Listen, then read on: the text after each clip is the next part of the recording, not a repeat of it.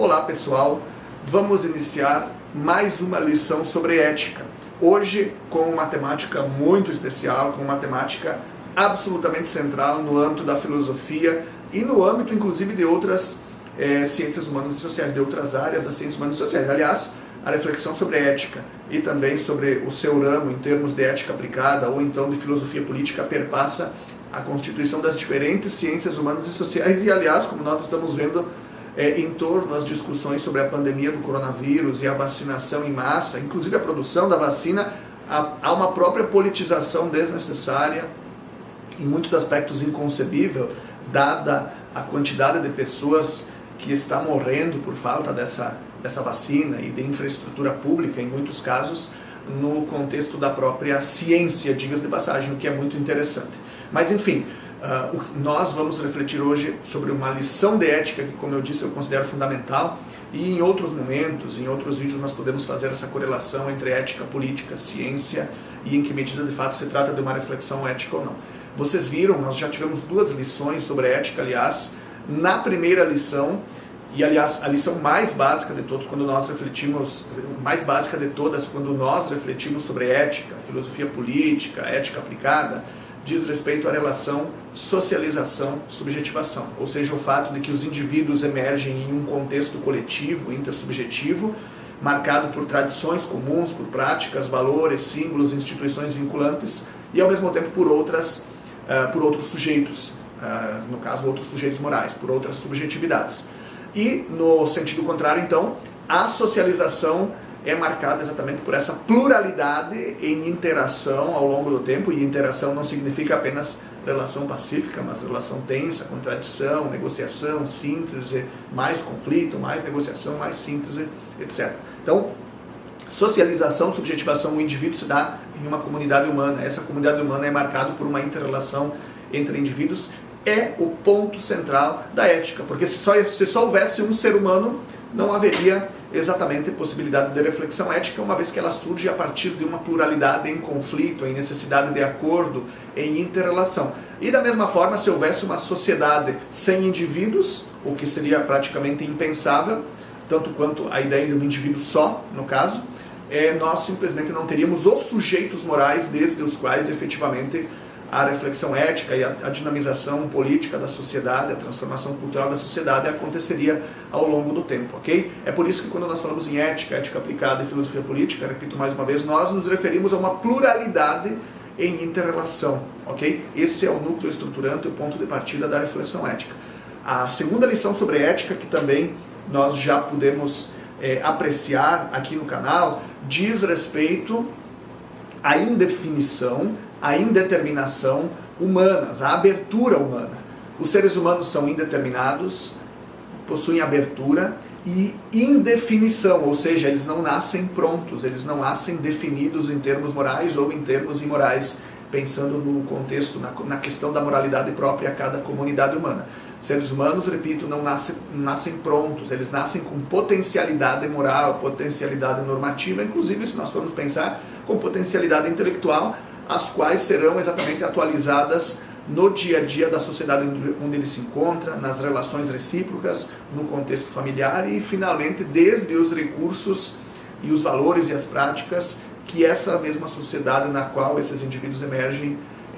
oferecem a cada um deles, oferecem a todos eles. Portanto, primeira lição, socialização, subjetivação. Segunda lição,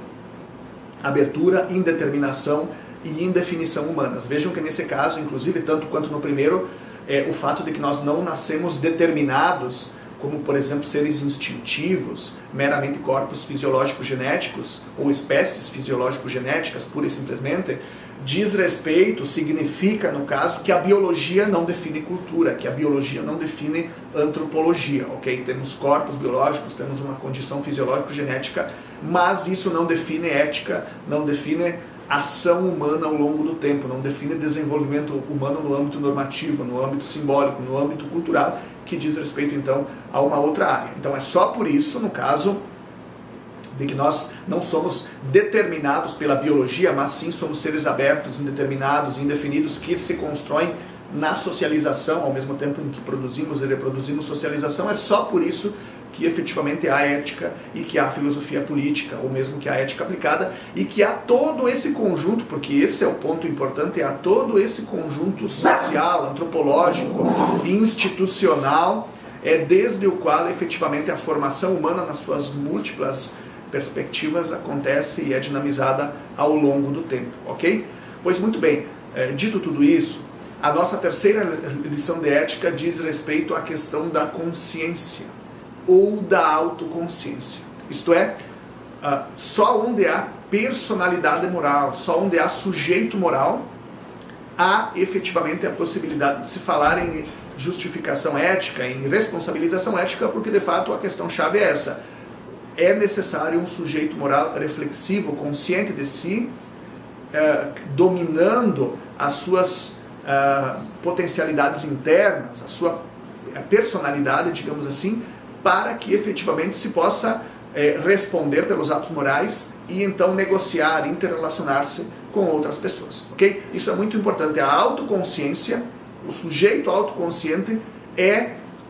o vetor fundamental da ação ética, porque ele é efetivamente o sujeito que age. Ele é o sujeito que, em inter-relação com outras autoconsciências, com outros sujeitos autoconscientes, de fato vai problematizar ou vai reproduzir os códigos, os valores, as práticas já vigentes numa sociedade. Lembrem que nós emergimos numa sociedade e, por conseguinte, há já valores, práticas, símbolos, instituições vinculantes, desde as quais, efetivamente, cada autoconsciência e todas as autoconsciências vão se formar e vão se reproduzir e se relacionar ao longo do tempo e, nesse caso, debater, dialogar, brigar, consensuar em torno a valores, a símbolos, a práticas intersubjetivamente vinculantes. Vocês vejam que é uma consequência natural essa perspectiva da autoconsciência ou da consciência e, portanto, essa vida entre uma coletividade de sujeitos autoconscientes é uma perspectiva natural, como eu dizia, dos eixos socialização, subjetivação e o outro, e no caso dessa condição aberta, indeterminada e indefinida do sujeito humano, dos sujeitos humanos, na medida em que eles não são pura e simplesmente corpos fisiológicos genéticos, mas não são, portanto, determinados pura e simplesmente, não são determinados diretamente pela biologia. Então, o que é o sujeito autoconsciente? É aquele sujeito que tem uma personalidade, que tem uma pessoalidade que é própria, que tem uma singularidade identitária. Vamos pensar que eu, sujeito leno, relativamente a outros sujeitos sociais e, portanto, a outros sujeitos morais. Por sua vez, esses outros sujeitos morais são autoconsciências ou são consciências identitárias relativamente a uma singularidade normativa, simbólica, consciencial, desde a qual nós nos relacionamos reciprocamente, ou, antes de tudo, desde a qual o mundo social é significado a partir dessa particularidade, digamos assim. Então, é a autoconsciência que efetivamente funda moralidade comum, ou permite essa moralidade comum, porque na medida em que os sujeitos têm uma identidade pessoal reflexiva, na medida em que eles sabem de si e, portanto, se sabem como inseridos em um meio, frente a outras autoconsciências, eles são chamados à responsabilidade pelas suas ações. Não,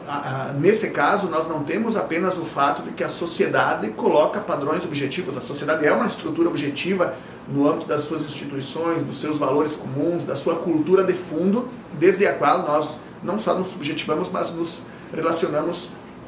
reciprocamente. Mas essa sociedade ela não acontece por acaso e não acontece fora dessa perspectiva de um surgimento e de um desenvolvimento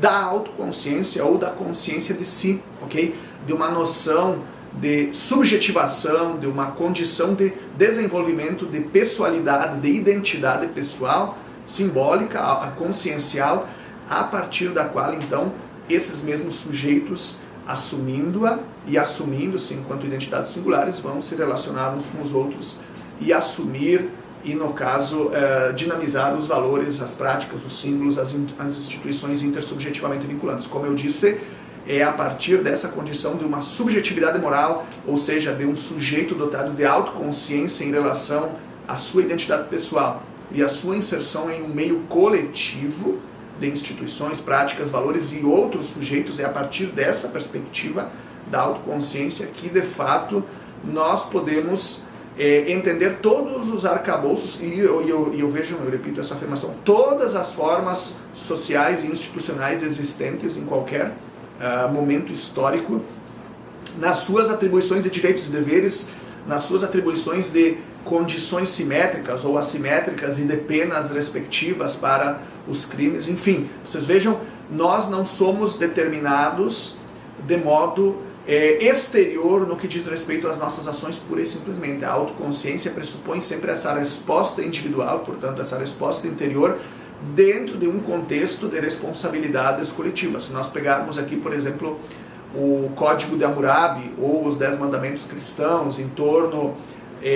ao não matar e, consequentemente, as penas recíprocas, vocês vão perceber que se pressupõe aqui que os indivíduos têm opção de escolha. Eles são capazes de compreender-se enquanto sujeitos responsáveis por suas ações e enquanto sujeitos que, na verdade, estão inseridos em um meio coletivo, intersubjetivo, do qual eles não são meros autômatos, do qual eles não são meros instrumentos, mas exatamente sujeitos conscientes, sujeitos de vontade, sujeitos de ação, sujeitos de inteligência e, exatamente enquanto sujeitos de vontade, de ação, de inteligência, capazes de refletir e direcionar a sua ação para este ou para aquele caminho e, por conseguinte, serem responsabilizados pelos demais e pelas instituições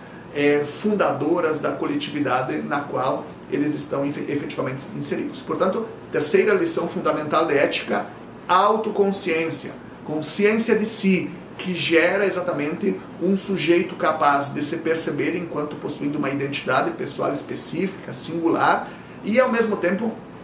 enquanto estando inserido em um meio social, em um meio institucional e em uma coletividade de outras subjetividades aproximadas em alguns aspectos, diferenciadas em outro, e portanto consciente de toda essa situação em termos de inserção social, de estar junto com outros,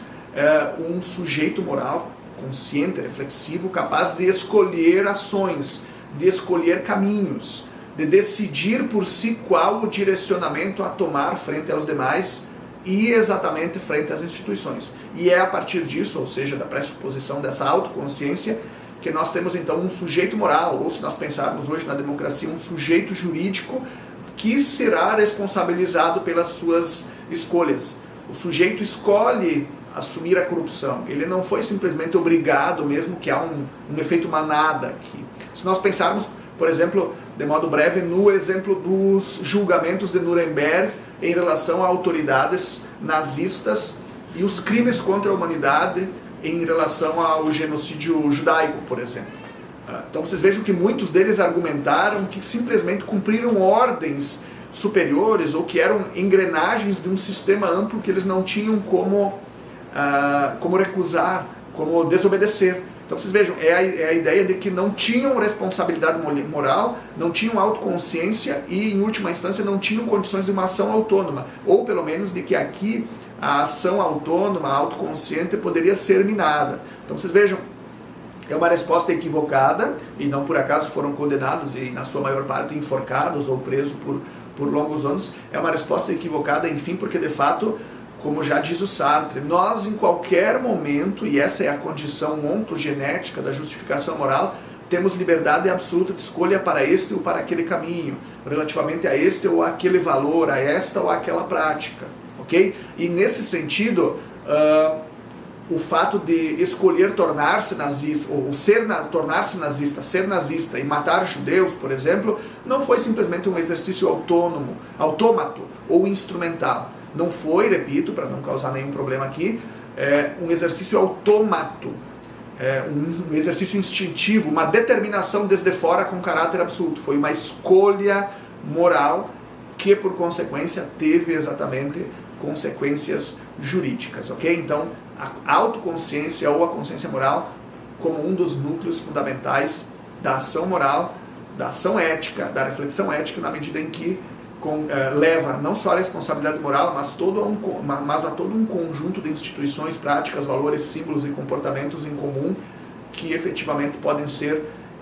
reflexivizados e podem ser impostos aos sujeitos, e da mesma forma esses sujeitos os têm como escora desde a qual agem no cotidiano, ok? Até a próxima!